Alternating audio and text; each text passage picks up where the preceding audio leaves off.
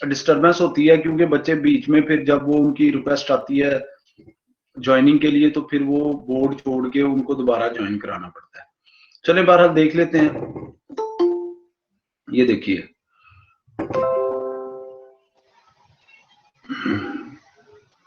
तो आपको कहा था कि आप थोड़ा टाइम पे ज्वाइन कर लिया करें, और आपको मैंने कहा भी था कि आपकी जो वेडनेसडे की क्लास है वो 3:30 बजे हुआ करेगी।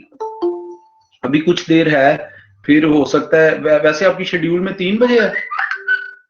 Yes sir. तो हो सकता है मैं फिर मतलब कुछ देर बाद आपकी 3 बजे स्टार्ट कर दूं, एक आध वीक के बाद, ठीक है ना। तो अभी थोड़ी सी मसरूफियत है, तो इस वजह से आधे घंटे का आपको कहा हुआ 3:30 बजे। सर कोई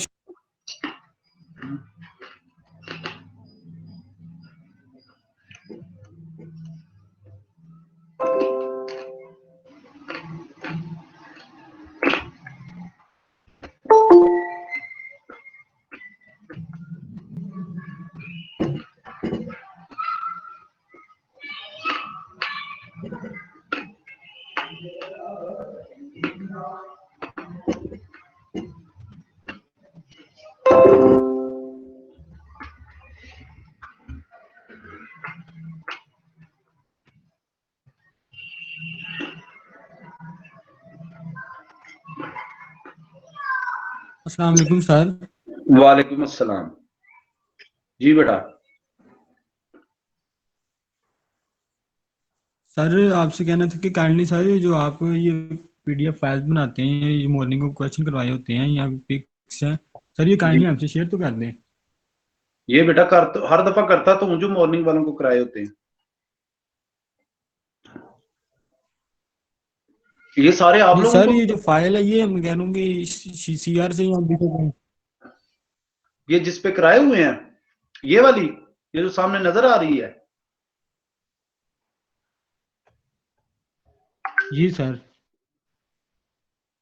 ये भाई ये इस पे तो वो फिर मैंने लाइनें लगा लगा के इसका हशर कर दिया होता है आपको बताते वक्त।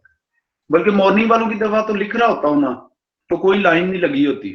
तो जब आपको समझाता हूँ तो कोई फिर नहीं उसको सर, लेकिन ये है कि ये कोई नहीं सर माइक्रोसॉफ्ट, जी, आप शेयर कर दिया करें, वो हमें फिर इजी हो जाता है समझने में। ठीक है, लेकिन मुझे, मैं देखूंगा इसको कैसे शेयर करना है, क्योंकि ये माइक्रोसॉफ्ट व्हाइट बोर्ड जो है उस पर लिखा हुआ है, ये होता ऑनलाइन ही है। माइक्रोसॉफ्ट व्हाइट बोर्ड जो है ना, इसको इंस्टॉल करके ये उसके ऊपर लिखा हुआ है। जी जी। अब ओके देखिए ओके मैं सर, बताने काइंडली लगता अगर हूँ। हो सके तो ये जो आपके पास जो पहले वाली में प्रीवियसली वो भी शेयर कर दीजिएगा। जी मेरे पास पड़ी हुई है सारी जो आपको कराया हुआ है, लेकिन वो मैं देखता हूँ अगर पॉसिबल हुआ शेयर करना तो कर दूंगा।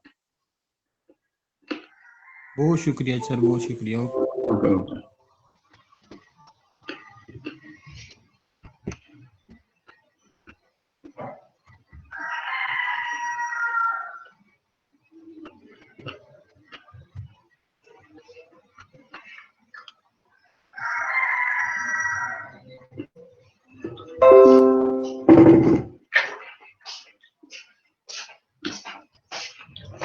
ये देखिए, हम लोग लास्ट टाइम प्रॉपर्टीज पे थे।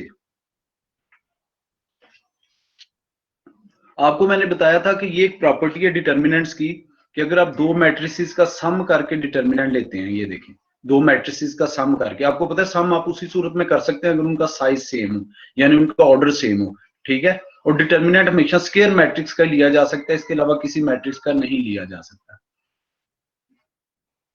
तो ये देखिए, जब आप इस तरह से करेंगे, तो पहले अगर आप इनको मैट्रिसेस को प्लस करके डिटर्मिनेंट लें और लहदा लहदा डिटर्मिनेंट लेके वैल्यू को प्लस करें, तो फिर ये इक्वल नहीं आएगा, ठीक है। इसके आगे क्वेश्चन भी हैं, उन क्वेश्चन से आप इस प्रॉपर्टी को जो है वो वेरीफाई कर सकते हो।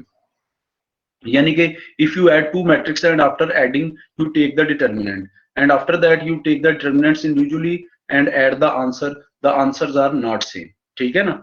यानी दो मैट्रिसेस पांच सूत्रों में सेम हो सकते हैं, लेकिन जब भी कोई प्रॉपर्टी होती है ना, वो एक उस वक्त वैलिड होती है जब वो हर हर हर मैट्रिक्स के लिए वैलिड हो। अगर किसी स्पेसिफिक कंडीशन में वैलिड हो जाए तो वो उसको जनरल हम नहीं कह सकते, ठीक है। इसलिए आप जब दो मैट्रिसेस को ऐड करके उनका डिटर्मिनेंट लेते हैं तो लहदा लहदा डिटर्मिनेंट लेके ऐड करते हैं तो आंसर सेम नहीं आते। लेकिन अगर आप दो मैट्रिसेस को मल्टीप्लाई करके डिटर्मिनेंट लेते हैं या डिटर्मिनेंट लेके उनके आंसर मल्टीप्लाई करते हैं तो फिर आंसर सेम आता है।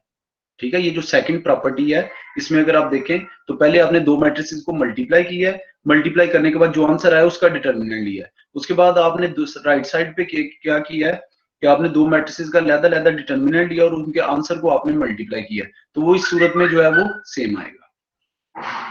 इसी तरीके से जब आप किसी मैट्रिक्स के इनवर्स का डिटर्मिनेंट लेते हैं तो वो अगर आप उसी मैट्रिक्स का डिटर्मिनेंट लेके उसका रेसिप्रोकल ले लें तो आपका आंसर जो है वो सेम आएगा।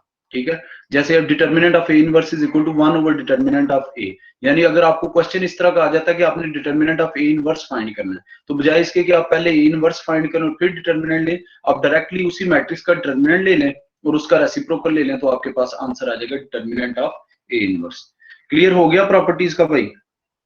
Yes sir. आगे भाई देखो, अच्छा आगे है एक्सरसाइज 2.3 निकालने सब लोग। एक्सरसाइज 2.3 इसके क्वेश्चन नंबर 1 से लेकर 30 तक करने हैं। आप जो सेम टाइप के क्वेश्चंस है उनको खंगालते जाएं। इस तरह से बच्चों ने कुछ क्वेश्चन करवाए थे, अगर आपने इनके डिफरेंट करवाने हैं तो भी करवा लें।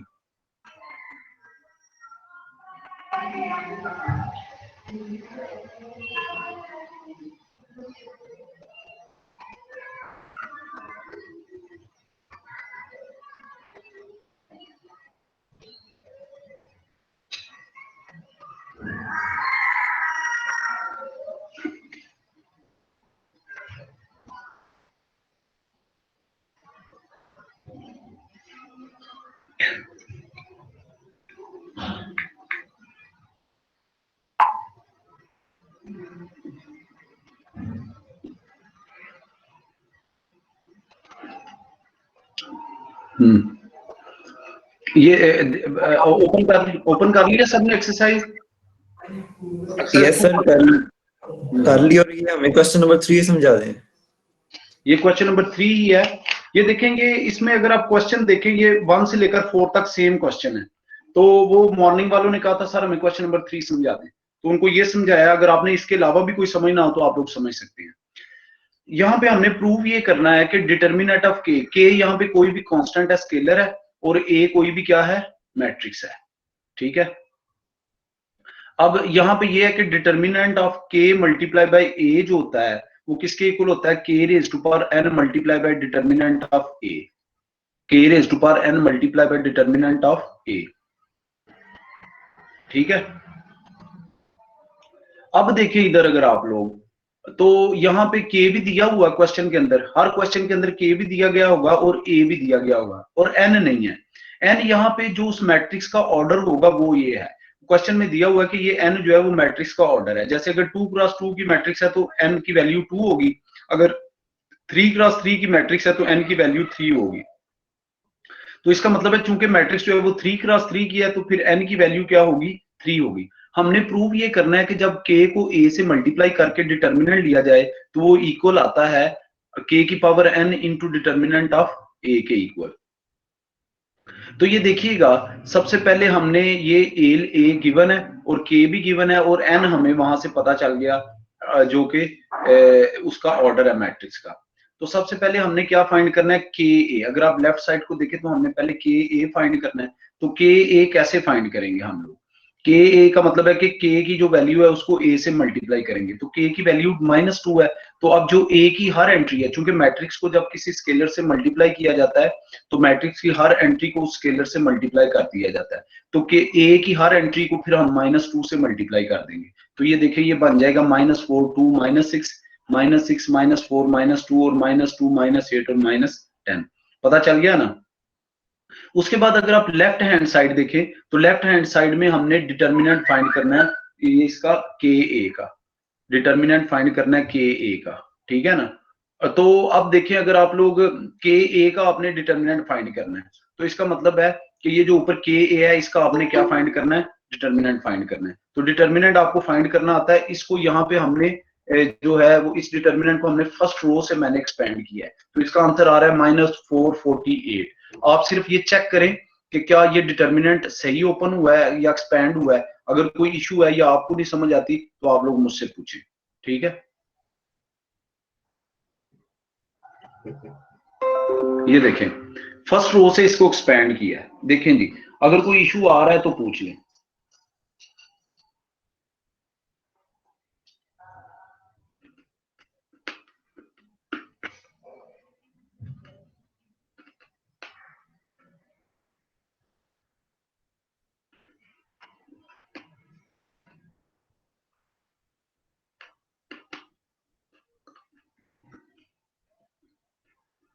भाई आप लोग बता दिया करें कि आपको पता चल गया ये कैसे डिटर्मिनेंट एक्सपेंड हुआ। डिटर्मिनेंट तो एक्सपेंड करना आता होगा आप लोगों को। जी सर, Yes. आ गई है समझ। Yes, sir. Yes sir. अब अगर आप देखें तो हमने लेफ्ट हैंड साइड फाइंड कर ली है और लेफ्ट हैंड साइड का आंसर क्या है -448। अब राइट हैंड साइड पे आ जाए। राइट हैंड साइड पे एक तो पहले हमने क्या फाइंड करना है, डिटर्मिनेंट ऑफ ए। तो डिटर्मिनेंट ऑफ ए कैसे फाइंड करेंगे, आपको ए गिवन है, आपने उसका डिटर्मिनेंट ले लेना है। जब हम उसका डिटर्मिनेंट लेंगे तो उसको मैंने फर्स्ट रो से एक्सपेंड किया, तो उसका आंसर क्या आ रहा है 56। ठीक है, उसके बाद आगे क्या है, आगे हमने k raise to power n को डिटर्मिनेंट ऑफ a से मल्टीप्लाई करना है, तो फिर आपकी राइट हैंड साइड बनेगी। ठीक है, k की वैल्यू अब आपको -2 गिवन है, तो -2 की पावर क्या है 3, n की पावर 3 है ना, तो उसको आप किससे मल्टीप्लाई कर लेंगे 56 से। जब -2 की पावर 3 को 56 से मल्टीप्लाई करेंगे तो आपके पास ये वाला आंसर जो है वो ये बन जाएगा। तो ये देखें लेफ्ट हैंड साइड जो है वो राइट हैंड साइड के इक्वल आ गई है। अगर आपको किसी को कोई भी इशू है इस क्वेश्चन में तो पूछ सकते हैं। No sir. क्लियर है सबको भाई?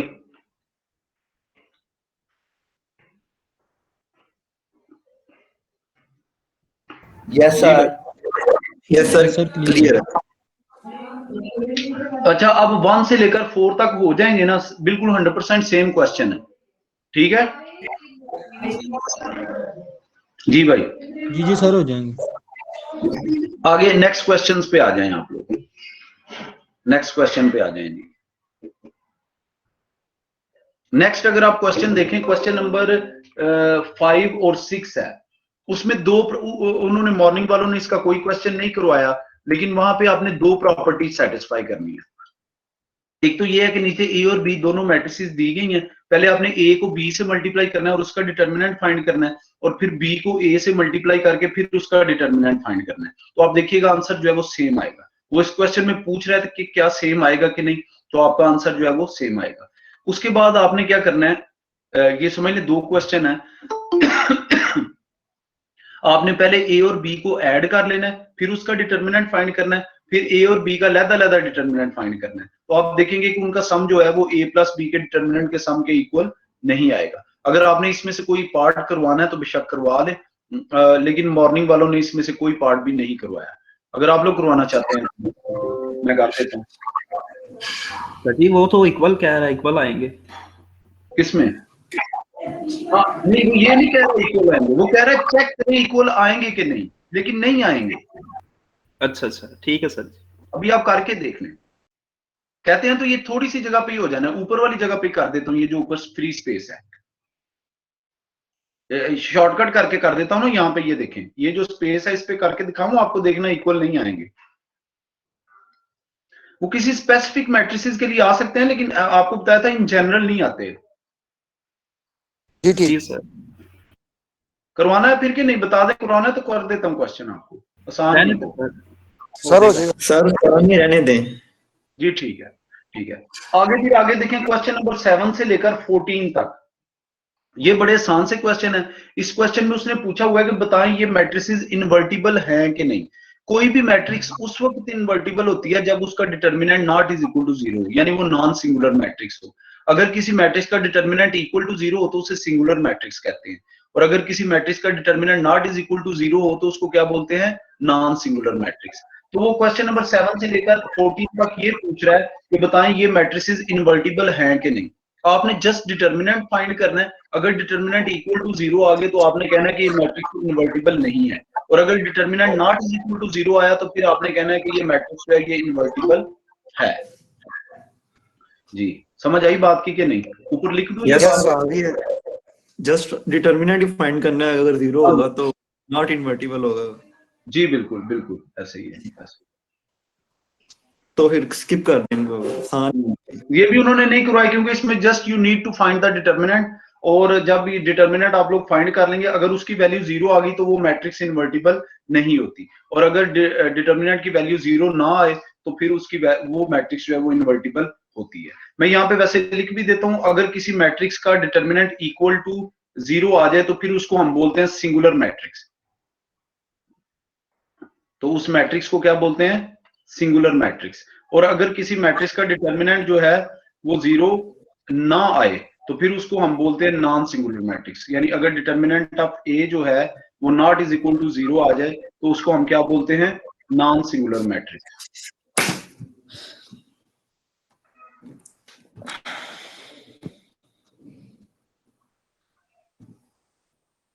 ठीक है, जो नॉन सिंगुलर मैट्रिक्स है वो इन्वर्टिबल होती है, और जो सिंगुलर मैट्रिक्स है वो इन्वर्टिबल नहीं होती। ठीक है, क्लियर हुआ भाई? जी सर हुआ। अगले क्वेश्चन भी बिल्कुल इससे मिलता जुलता है। 18वें से लेकर 15वें से लेकर 18वें तक वो कह रहा है के की किस वैल्यू के लिए ये मैट्रिक्स जो है ये इन्वर्टिबल होगी।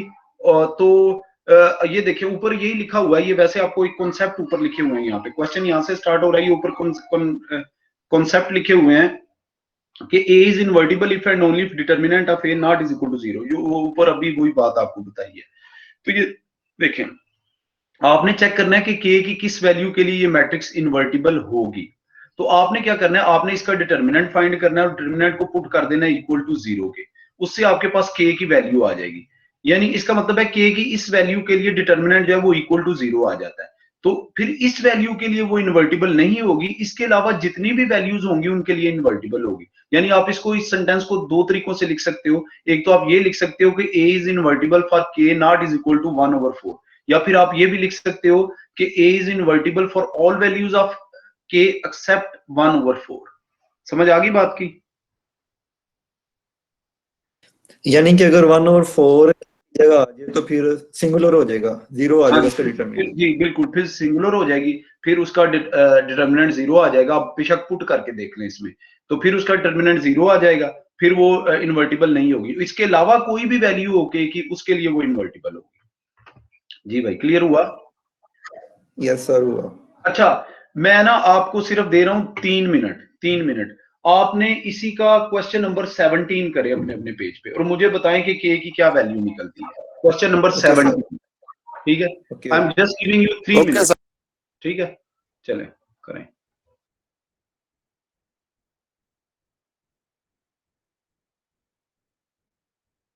तो अब आप इसके आंसर में पता क्या लिखिए, a is invertible for all values of k except -1,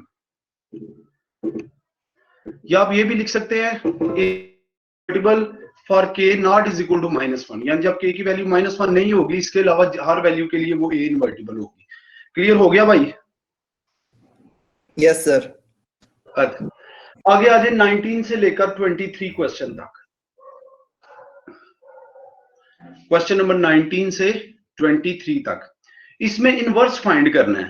तो उस इनवर्स के लिए आपने जो फार्मूला यूज करना है वो ये वाला यूज करना है, adjoint of a over a determinant. Adjoint of a over a determinant, ये इस तरह के क्वेश्चन मैंने आपको पहले भी कराए हुए हैं। अब आप पूछेंगे एडजॉइंट ऑफ a कैसे फाइंड करना है? जो मैंने आपको बताया था, मैट्रिक्स ऑफ कोफैक्टर फाइंड करनी है, उसके बाद उसका ट्रांसपोज लेना है, तो आपके पास एडजॉइंट आ जाएगा, और उसको डिटर्मिनेंट से डिवाइड कर देना तो इनवर्स आ जाएगा। अभी इस तरह का इसका कोई क्वेश्चन करवाना है तो करवा लें। मॉर्निंग वालों ने तो कोई नहीं करवाया, लेकिन ये जरूरी नहीं उन्होंने नहीं करवाया तो आप भी ना करवाएं। अगर आपने करवाना है तो करवा लें। तो आगे जो नेक्स्ट है उसमें ग्रामर रूल जो है फिर हमने करवाया। जी बताइएगा कि कर लेंगे, ये बता दें।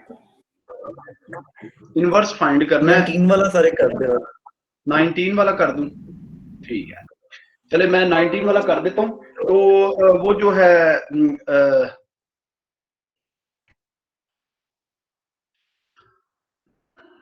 अच्छा, यार ये इसके क्या मसला हो गया? आप लोगों को स्क्रीन नजर आ रही है? यस सर आ रही है। सर ये जूम आउट हो गई है, छोटी हो गई है।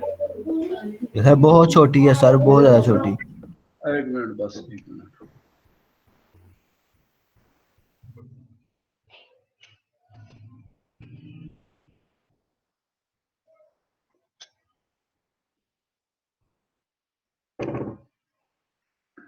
इसमें ना असल में वो जरा सा कोई इसको हाथ लग जाए, ये बहुत सेंसिटिव स्क्रीन है, तो वो उसी वक्त या तो ये जूम इन हो जाती है या जूम आउट हो जाती है, तो फिर ये दोबारा उसी लोकेशन पे लाना इसको जरा मुश्किल हो जाता है। डिफॉल्ट पे वो बड़ा सेंसिटिव सा इसका है, तो वो फिर ये है कि चलें वो फिर इसको बंद करके दोबारा जो है ना शेयर करना। आपको अब नजर आ रही है ना वैसे स्क्रीन? Yes sir. अच्छा, आज जो मेन हमने करना है ना वो आपने पहले भी किया होगा लेकिन आसान है, वो है क्रैमर रूल। पहले मैं आपको ये क्रैमर रूल करवा दूं, अगले क्वेश्चंस है वो सिस्टम ऑफ लीनियर इक्वेशन को सॉल्व करने वाला है, फिर मैं आपको क्वेश्चन नंबर 19 कर दूंगा क्योंकि आपको पहले भी ये कराया हुआ है, फिर भी कर देता हूं, लेकिन सिर्फ क्रैमर रूल पहले सीख लो, ठीक है? तो क्योंकि वो इस पे हुआ है तो आसान भी बहुत है, तो फिर उसके बाद मैं आपको क्वेश्चन नंबर 19 इनवर्स फाइंड करना दोबारा सिखा देता हूँ। एक तो मैंने आपको रो ऑपरेशन से करना सिखाया था, ठीक है ना, रो ऑपरेशन से। दूसरा मैंने आपको इस तरीके से भी कराया था जिस तरीके से आज फिर दोबारा कराने लगा, लेकिन पहले हम लोग क्रैमर रूल देख लें, फिर उसके बाद मैं आपको ये जो है ना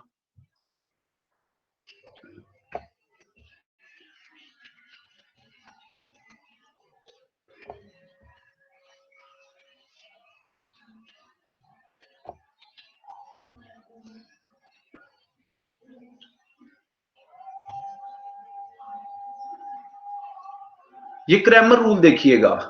ये जो क्रैमर रूल है ना, ये सिस्टम ऑफ लीनियर इक्वेशन को सॉल्व करने के लिए यूज होता है। तो ये क्वेश्चन नंबर 24 से लेकर 29 तक क्रैमर रूल के, ठीक है?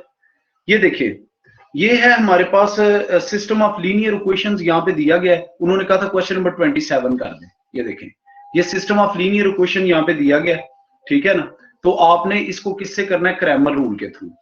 तो ये देखिएगा, जब आपने इसको क्रैमर रूल के थ्रू करना है तो सबसे पहले इसका पहला स्टेप ये है कि आपने डी डिटर्मिनेंट फाइंड करना है। डी डिटर्मिनेंट जो होगा वो डिटर्मिनेंट ऑफ कोफिशिएंट्स का होता है। यानी अगर आप फर्स्ट क्वेश्चन में देखें तो x1 का कोफिशिएंट 1 है, x2 का कोफिशिएंट -3 है और x3 का क्या है? 1 है। ये लिख लिया। उसके बाद सेकंड क्वेश्चन पे आ जाए, x1 का कोफिशिएंट 2 है, x2 का -1 है और x3 उसमें नहीं है, इसलिए यहाँ पे क्या लिखा हुआ है? 0। उसके बाद देखें थर्ड क्वेश्चन पे आ जाए, x1 का कोफिशिएंट 4 है और x2 नहीं है, तो उसकी जगह क्या आ जाएगा? 0 और x3 का कोफिशिएंट जो है वो -1 है। पता चल गया डी डिटर्मिनेंट कैसे फाइंड करना है? जी भाई। Yes sir. अब देखें, डी डिटर्मिनेंट फाइंड करने के बाद आपने उसको, ये लिखने के बाद आपने उसको एक्सपेंड कर देना है। तो आप यहाँ पे देखें कि उसकी वैल्यू क्या आ रही है? -11 उसकी वैल्यू। अगर उस डी डिटर्मिनेंट की वैल्यू 0 आ जाए तो फिर इसका मतलब है इस सिस्टम ऑफ लीनियर इक्वेशन का सॉल्यूशन पॉसिबल नहीं है, ठीक है? ये अजान हो लेने दें, अजान के बाद मैं आपको बाकी आगे से यहीं से कंटिन्यू करता हूँ।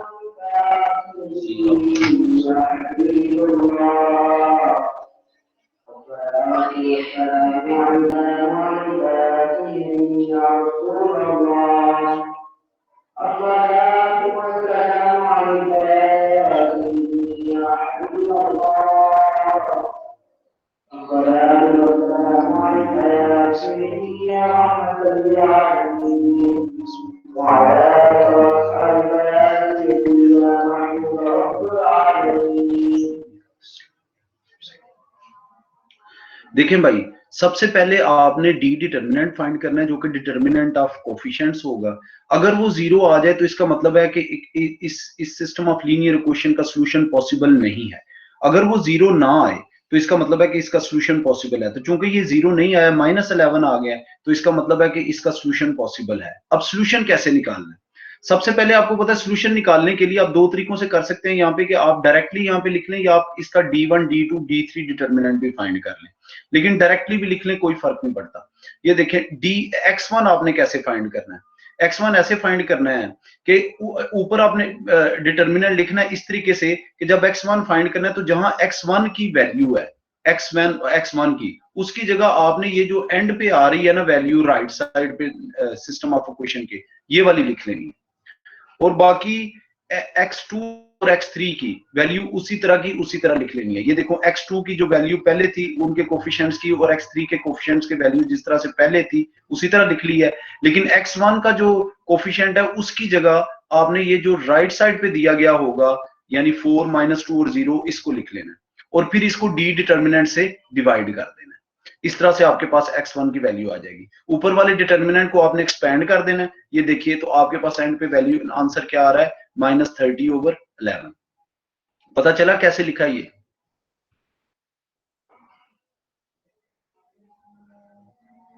जी भाई, आवाज आ रही है? Yes sir.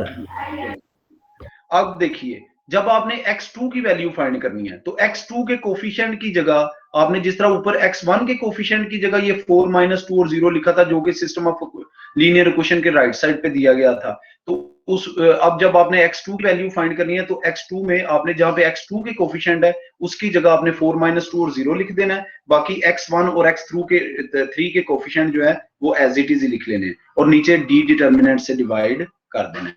ऊपर वाले डिटर्मिनेंट को आप एक्सपेंड करेंगे और नीचे वाले डिटर्मिनेंट से आप डिवाइड करेंगे तो आपके पास आंसर क्या आ जाएगा -38/11।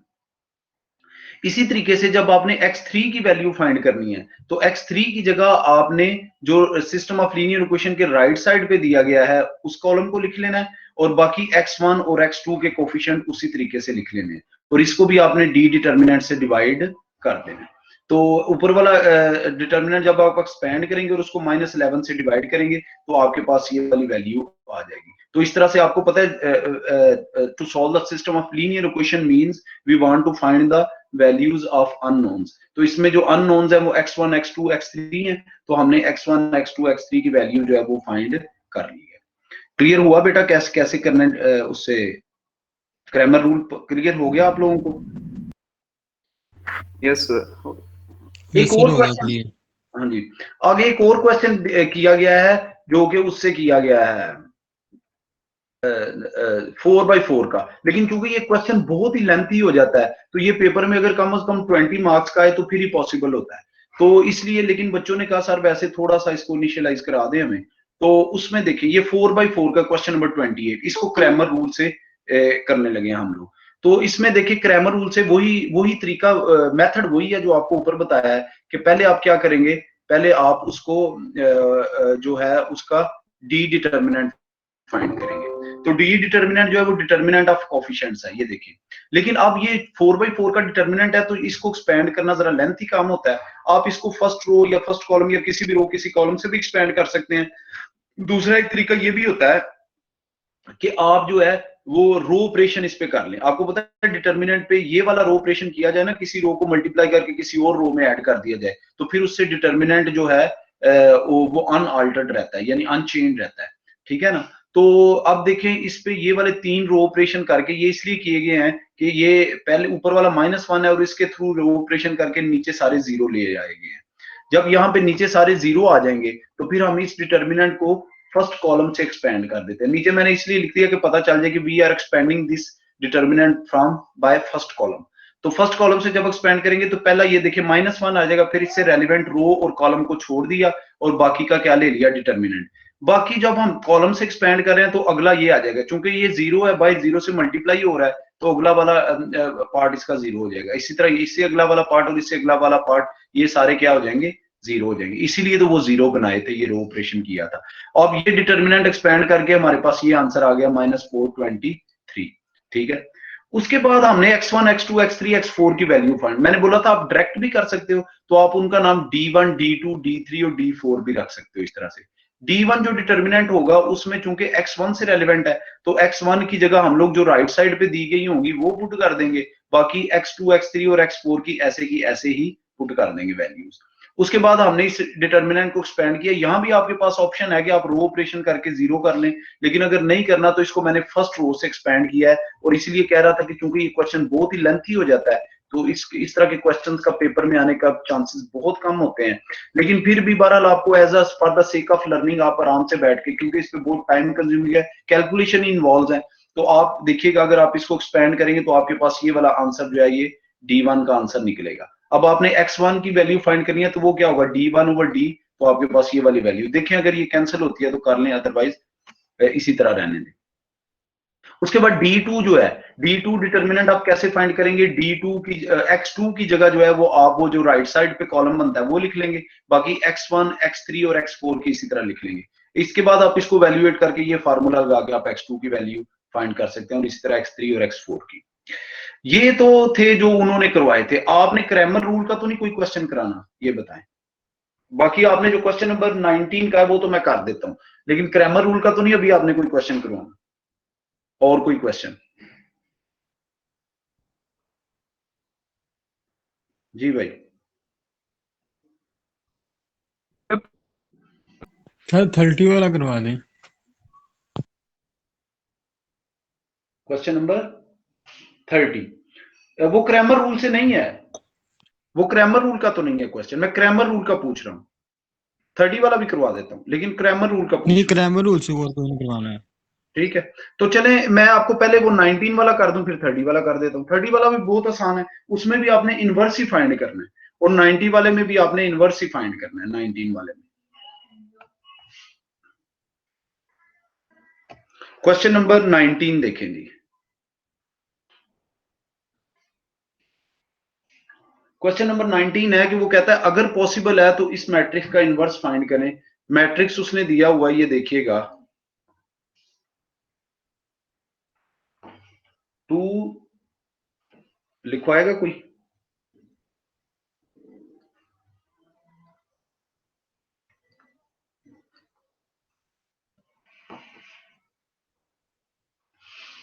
सर लिखिए -1 -1 0 जी 2 4 3 जी 2 4 और 3। ये देखिएगा, सबसे पहले इसमें हमने क्या करना होता है? डिटर्मिनेंट फाइंड करना होता है। अगर डिटर्मिनेंट 0 आ जाए फिर तो इनवर्स पॉसिबल ही नहीं होता। तो डिटर्मिनेंट ऑफ ए जो है, इसको आप चाहे फर्स्ट रो से एक्सपेंड कर लें, तो ये देखिएगा आपके पास आ जाएगा 2 इंटू -3 -0, पहला प्लस आता है, दूसरा माइनस, -5 इंटू यहाँ पे क्या आ जाएगा -3 -0 प्लस आगे फिर क्या आ जाएगा 5 इंटू क्या आ जाएगा -4 +2। जी भाई, क्लियर हुआ है? ये देखें यहाँ पे हमने क्या लिख लिया, ये इसका आ गया -6 और यहाँ पे क्या आ गया +15 और यहाँ पे क्या आ गया -20। तो अगर आप देखें तो इसका आंसर आ रहा है -11। यही आ रहा है ना, देखिएगा चेक कर लें, यही आ रहा है। सर जी वो 20 गलत हो सर गया। -20 कैसे आएगा? -10 नहीं आएगा? सॉरी यहाँ पे मिस्टेक हो गई। अच्छा किया आप लोगों ने देख बता दिया, यहाँ पे -10 आएगा ना, तो ये आंसर फिर क्या आया? -1 आ गया, -1 आ गया ना। जी सर। ये भी नॉट यस सर, ये नॉट इज इक्वल टू 0 है। नॉट इज इक्वल टू 0 का मतलब है कि इसका इनवर्स पॉसिबल है। जब इनवर्स पॉसिबल है तो हमने पहले इसके मैट्रिक्स ऑफ कोफैक्टर्स फाइंड करनी है। मैट्रिक्स ऑफ कोफैक्टर्स आपको बताया था कि हर एलिमेंट का आपने कोफैक्टर फाइंड करना है। कोफैक्टर का आपको फार्मूला भी बताया हुआ है, A11, यानी ये पहली एंट्री जो है, पहली एंट्री इसकी 2 है। अब इसका फार्मूला ये है कि आपने -1 की पावर क्या लिखते हैं, जो इसके सबस्क्रिप्ट होंगे। 1 है तो यहाँ पे क्या लिखते हैं 1 + 1, और 1 से रेलिवेंट रो और कॉलम छोड़ के बाकी का क्या ले लेना है? डिटर्मिनेंट। तो वो इसका डिटर्मिनेंट क्या आ जाएगा? इस तरीके से आ जाएगा, ये देखिएगा, और ये आपके पास आंसर आ जाएगा -1 की पावर 1 + 1 का मतलब है -1⁻²।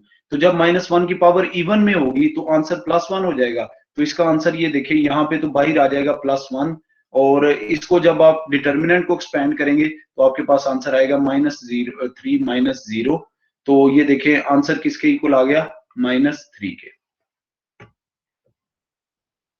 ठीक है, ये आपके 2 मिनट बाद कोई ना कोई स्टूडेंट रिक्वेस्ट भेज देता है इसमें ज्वाइनिंग की। अभी तक पता नहीं, या तो इनके नेट का मसला है जो बार बार ये डिस्कनेक्ट हो जाते हैं, फिर बार बार रिक्वेस्ट भेजना शुरू कर देते हैं।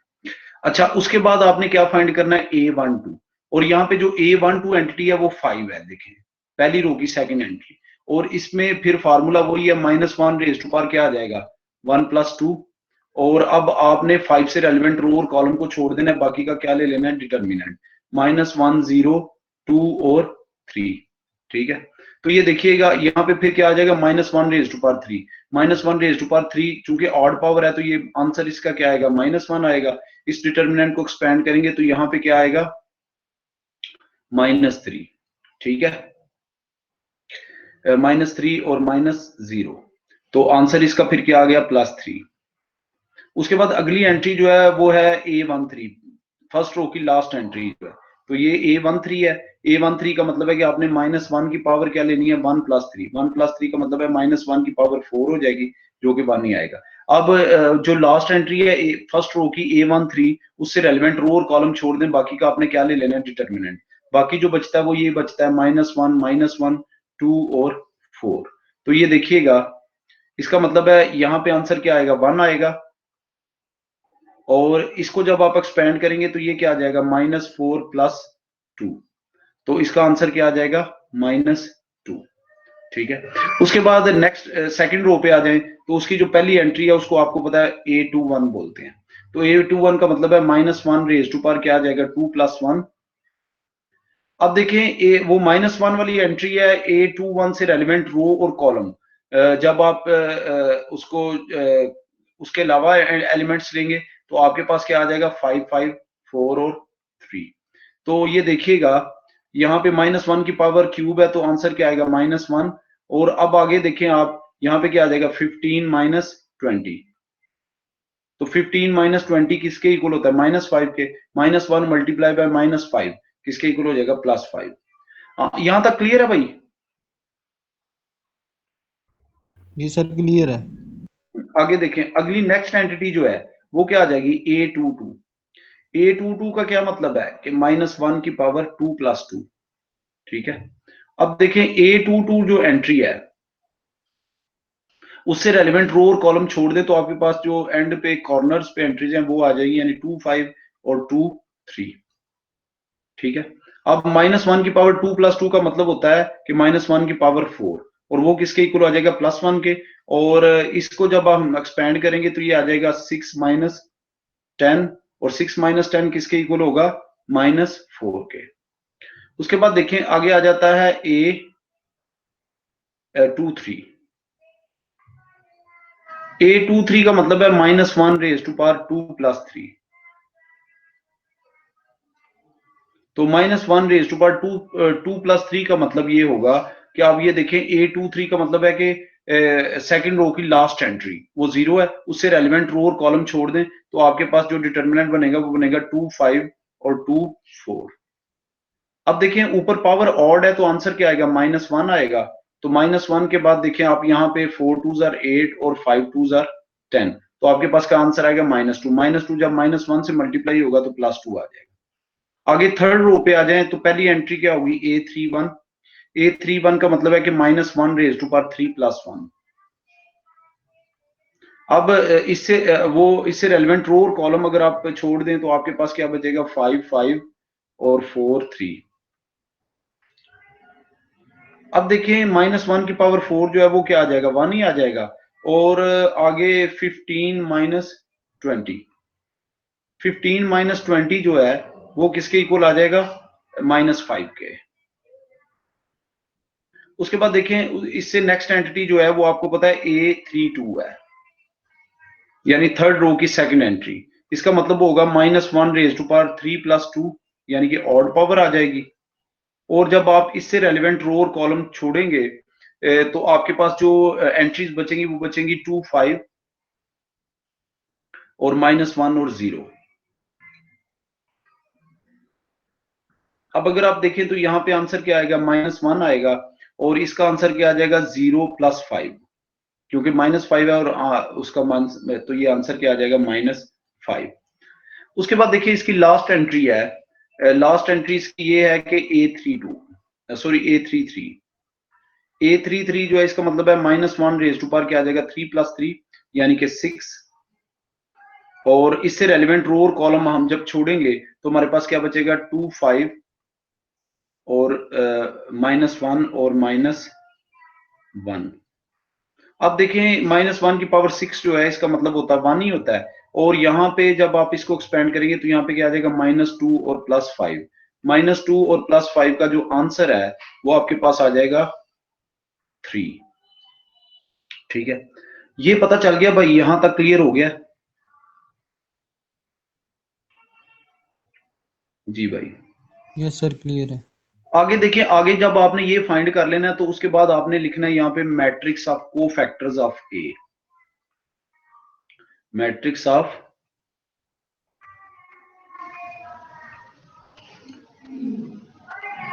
Cofactors of A. जो matrix of cofactors of A आ जाएगी वो ये आ जाएगी, पहली एंट्री क्या है A11, उसकी जगह क्या आ जाएगा -3, फिर A12 उसकी जगह क्या आ जाएगा 3, फिर A13 उसकी जगह क्या आ जाएगा -2, फिर A21 उसकी जगह क्या आ जाएगा 5, A22 -4, A23 ये क्या आ जाएगा 2, उसके बाद है A31 -5, A32 -5 और A33 की जगह क्या आ जाएगा 3 आ जाएगा। ये मैट्रिक्स ऑफ कोफैक्टर्स ऑफ ए आई है। अब हमने इसका एडजॉइंट लेना है। मैंने आपको बताया था कि इसका जब आप ट्रांसपोज लेंगे तो आपके पास इसका क्या आ जाएगा, एडजॉइंट आ जाएगा। तो एडजॉइंट ऑफ ए क्या आ जाएगा, ट्रांसपोज आपको लेना आता है, फर्स्ट रो को क्या बना दे, फर्स्ट कॉलम -3, 3 और -2, सेकंड रो को सेकंड कॉलम बना दे 5, -4 और 2, और थर्ड रो को थर्ड कॉलम बना दे -5, -5 और 3। ये आपके पास एडजॉइंट ऑफ ए आ गया। अब आपको फार्मूला पता है ए इनवर्स कैसे फाइंड करते हैं, you know A inverse is equal to adjoint of A over A determinant.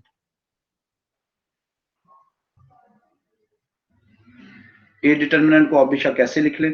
अब देखिए एडजॉइंट ऑफ ए जो है वो तो ऊपर आप फाइंड कर चुके हैं, और ए डिटरमिनेंट भी आपके पास -1 है, तो इसका मतलब है यहाँ पे क्या लिखेंगे -3, 5 और -5 और 3, -4 और -5, तो -2, 2 और 3, और इसका डिटर्मिनेंट जो है वो किसके इक्वल आ जाएगा, -1 के।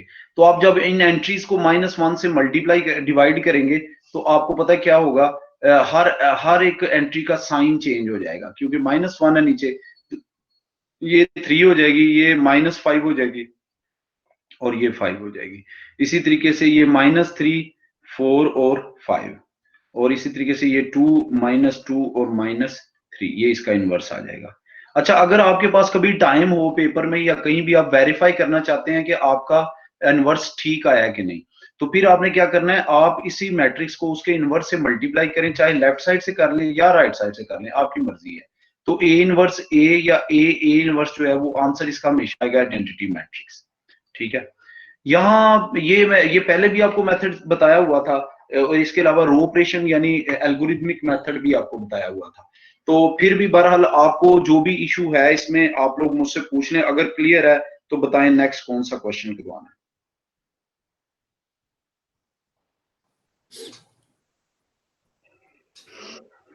जी भाई क्लियर है? यस सर क्लियर है। और नेक्स्ट जो जुनेद भाई ने कहा था 30 क्वेश्चन। 30 क्वेश्चन कर दूं, चलें जी, पर 30 पढ़े क्या कहता है, 30 क्वेश्चन पढ़े।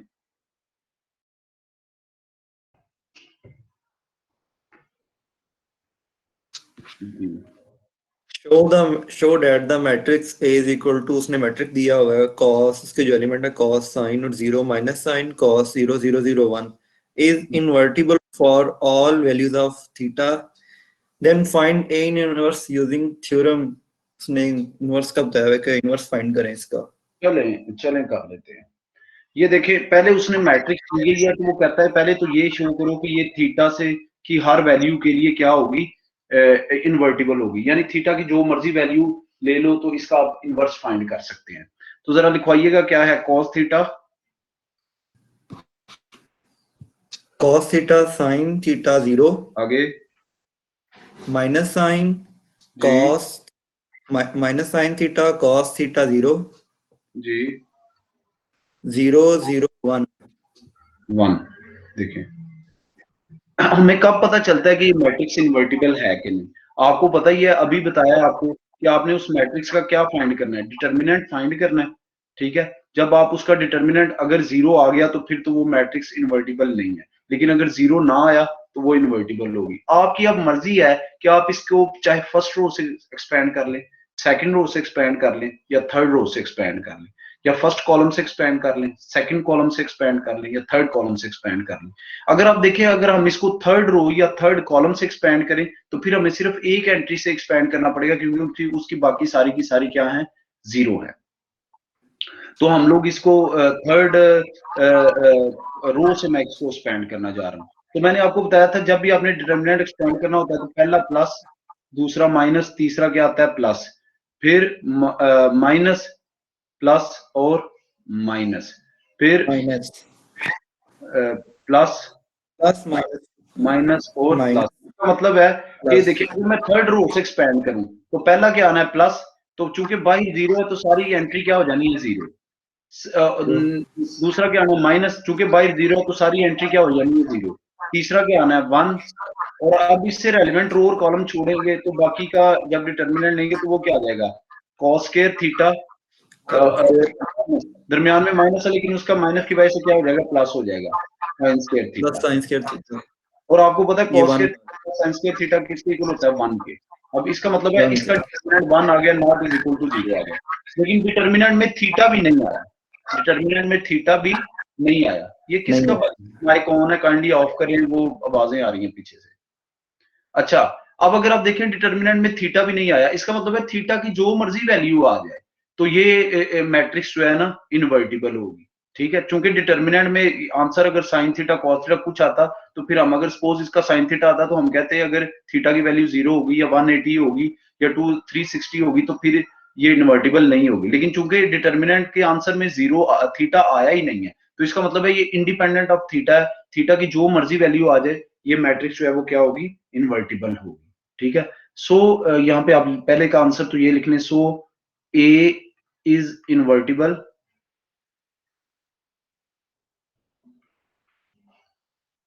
For all values of theta, for all. Excuse me sir, जी जी, बताएं। सर ये कोई इररिलेवेंट लड़का आया हुआ है क्लास में, जरा चेक करना कौन है, इनके नाम से पता नहीं कौन सा नाम है इसका। क्या नाम है? सर SCON पता नहीं क्या स्कॉर्पियन एंड पे है कोई। सर ये मैं हूँ, मेरी आईडी दूसरी नहीं लॉगिन थी तो इसलिए डायरेक्ट इससे हो गया हूँ। आप क्लास की हैं बेटा? जी सर, शजेब। तो आइंदा जो है ना आपने बेटा अपने नाम से नाम ना ठीक है, सर आईडी दूसरी लगी थी, गलती से लॉगिन हो गया कोई इससे। बात नहीं, चलो ठीक है फिर, ठीक है ठीक है ठीक है। अच्छा, ये देखिएगा अब हमने डिटर्मिनेंट देख लिया, ठीक है ना।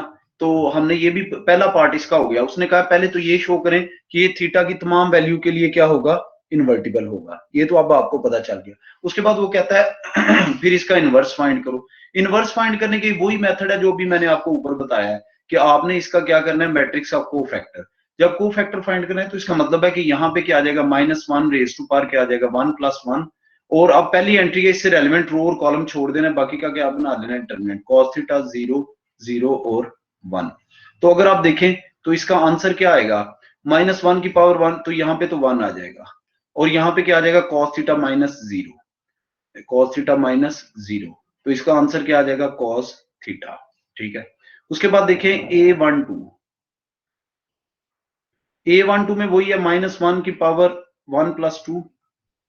अब इससे रेलिवेंट रो और कॉलम जब आप छोड़ेंगे तो आपके पास जो यहाँ पे बचेगा वो यहाँ पे बचेगा -sin थीटा 0 0 और 1। यहाँ पे क्या आ जाएगा, -1। और यहाँ पे ये देखिए क्या आ जाएगा, -sin थीटा और -0। अब आप देखिए -sin थीटा बाहर वाले माइनस से मल्टीप्लाई होके क्या आ जाएगा, sin थीटा। उसके बाद आपने क्या फाइंड करना है, A13। अब अगर आप देखिए A13 जो है इसका मतलब होगा -1 रेज टू पावर क्या आ जाएगा, 1 + 3।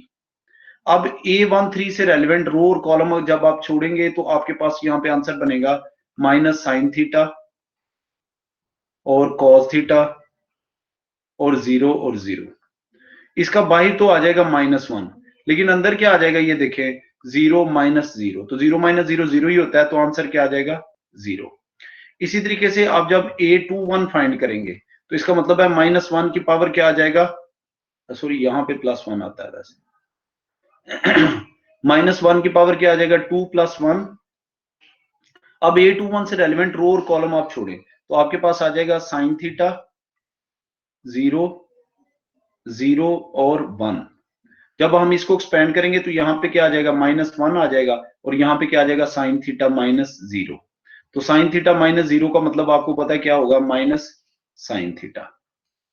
अब देखिए आगे क्या आ जाएगा a22।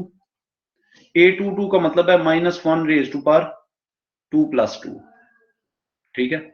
अब अगर आप देखें तो यहाँ पे a22 से रेलेवेंट रो और कॉलम छोड़ेंगे तो आपके पास कॉर्नर एलिमेंट्स आ जाएंगे cos थीटा 0 0 और 1। तो आपके पास ये आ जाएगा 1 और यहाँ पे क्या आ जाएगा cos थीटा -0। तो cos थीटा -0 आपको पता है cos थीटा के इक्वल होगा, तो हमारे पास ये आ जाएगा cos थीटा। उसके बाद देखें आगे आ जाएगा a23। a23 का मतलब होता है -1 रेज टू पावर 2 + 3। अब a23 जो है जब आप इससे रेलेवेंट रो और कॉलम छोड़ेंगे तो आपके पास आ जाएगा cos थीटा sin थीटा 0 और 0। अब अगर आप देखें तो ये क्या आ जाएगा, बाहर -1 आ जाएगा और अंदर क्या आ जाएगा 0 -0। तो 0 -0 जो है इसका आंसर क्या आ जाएगा 0। उसके बाद आपके पास आ जाएगा a31। a31 का मतलब है -1 रेज टू पावर 3 + 1। अब a31 से रेलेवेंट रो और कॉलम छोड़ दें तो आपके पास यहाँ पे आ जाएगा साइन थीटा 0 cos थीटा और 0। तो अब अगर आप देखें तो ये यहाँ पे आंसर आ जाएगा 1 और ये क्या आ जाएगा 0 -0। तो 0 -0 किसके इक्वल होता है, 0 के इक्वल। उसके बाद आपके पास ये देखिएगा ये आ जाता है a32। a32 का मतलब है कि -1 की पावर 3 + 2। अब a32 से रेलेवेंट रो और कॉलम छोड़ दें। a32 जो है जब आप इससे रेलेवेंट रो और कॉलम छोड़ेंगे तो आपके पास क्या बचेगा, cos थीटा -sin थीटा 0 और 0। तो अगर आप देखें तो इसकी पावर क्या ऑड है तो आंसर क्या आ जाएगा, बाहर -1 लेकिन अंदर क्या आ जाएगा 0 -0। तो 0 -0 आपको पता है 0 ही होता है, तो ये आपके पास क्या आ गया 0 आ गया। उसके बाद अब आप a33 जो लास्ट एंटिटी है उसका फाइंड कर लें तो ये -1 की पावर 3 + 3 आ जाएगा, यानी कि 6 जो कि +1 हो जाना है। और आपके पास ये बचेगा यहाँ पे cos थीटा sin थीटा और नीचे -sin थीटा और cos थीटा।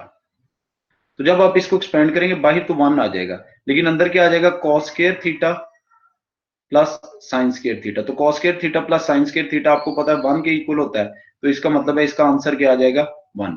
ये अब अगर आप देखें तो आपने matrix of cofactors of A जो है वो फाइंड कर ली है। तो आप यहां पे लिखेंगे मैट्रिक्स ऑफ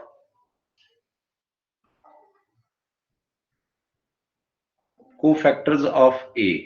जो मैट्रिक्स ऑफ कोफैक्टर्स ऑफ ए है वो आपके पास क्या आ गई है, ये देखिएगा यहां पे आ जाएगा cos थीटा sin थीटा 0। उसके बाद क्या आ जाता है -sin थीटा cos थीटा 0 और उसके बाद क्या आ जाता है 0 0 और 1।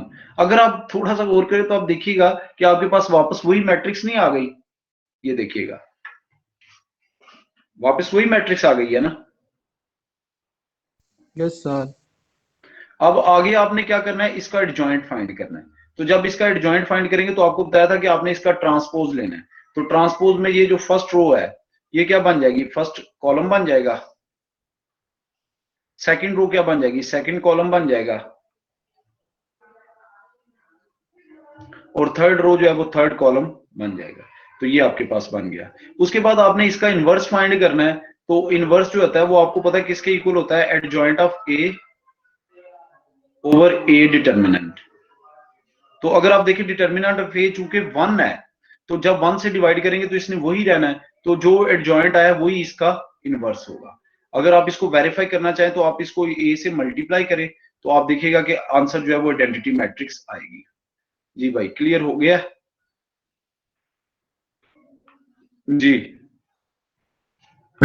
यस सर, बहुत शुक्रिया।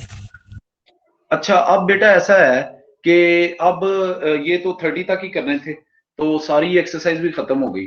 अब ये जो आपकी है ना जो मैं आपके ग्रुप में, आपने गर्ल्स को भी बता देना है, मैं आपके ग्रुप में क्वेश्चन भेजूंगा जो आपने एज असाइनमेंट मुझे सेंड करने हैं, ठीक है। इन 2 चैप्टर्स में से एक थोड़ी बिग असाइनमेंट होगी, और इसके अलावा मैं आपका क्विज भी लूंगा 1 वीक बाद इन 2 चैप्टर्स में से, ठीक है। तो बी प्रिपेयर्ड, वो तो आपका इस तरह क्लास में ही होगा, ऑनलाइन क्विज होगा, ठीक है। तो क्विज भी लूंगा, और इसके अलावा आपकी एक असाइनमेंट जो है, वो पहले भी आपको एक असाइनमेंट दी थी, तो अब ये एक असाइनमेंट है, ये आपने मुझे हर सूरत में हार्ड कॉपी अपने पास रखिएगा, सॉफ्ट कॉपी की पिक्स लेके, तो मैं आपको बता दूंगा, मुझे व्हाट्सएप कर दें या फिर, ठीक है।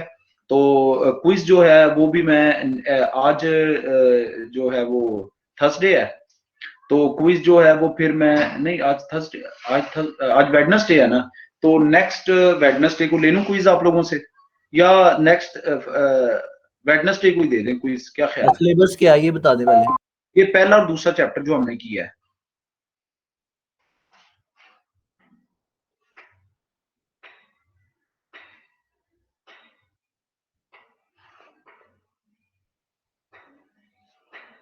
जी भाई,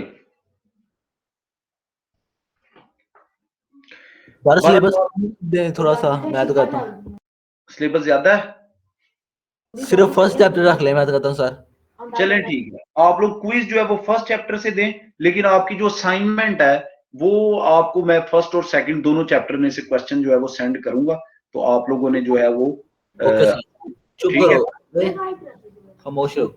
क्विज जो है वो आप फर्स्ट चैप्टर में से दे दें, और असाइनमेंट फर्स्ट 2 चैप्टर में से होगी, तो वो मैं आपके ग्रुप में आज शाम तक या कल तक, बल्कि आज शाम तक ही आपको सेंड कर दूंगा, मॉर्निंग वालों को भी करनी है, तो फिर आपका क्विज जो है वो नेक्स्ट वेडनेसडे को होगा, ठीक है। सर वो कैसे होगा क्विज, जरा प्रोसीजर बता दें।